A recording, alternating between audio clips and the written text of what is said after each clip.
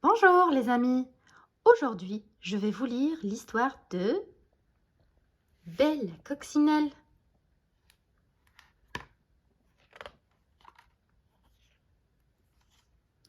Il était une fois dans un merveilleux jardin une petite coccinelle qui s'appelait Belle, parce qu'elle était belle comme une fleur et plus sage qu'une image.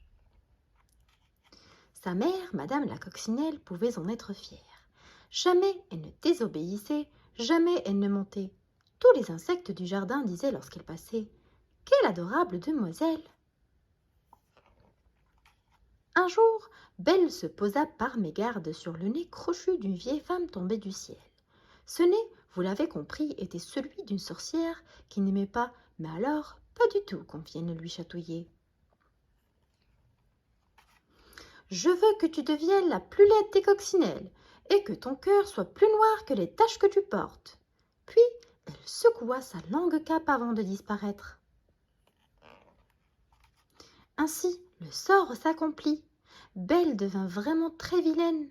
Son petit nez poussa de façon disgracieuse et ses cheveux étaient si raides qu'aucun peigne ne pouvait les coiffer.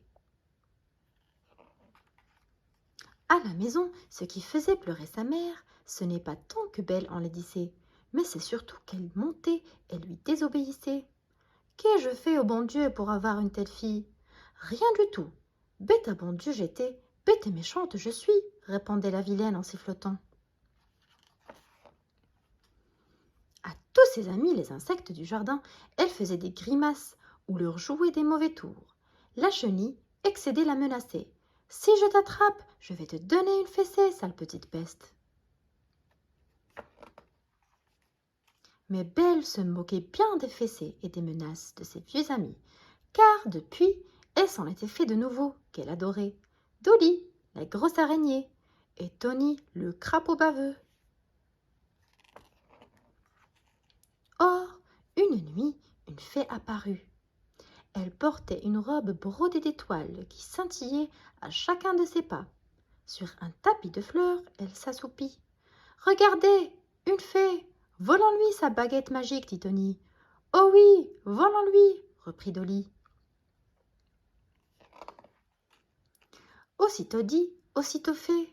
Mais, dès qu'ils eurent touché la baguette, Tony se transforma en carotte et Dolly en lapin qui aimait les carottes.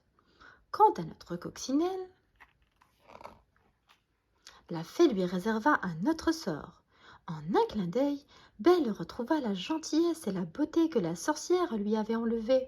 « Maman, maman !» s'exclame-t-elle, « je suis redevenue comme avant. »« Ma douce petite fille, » répondit sa mère en pleurant de joie.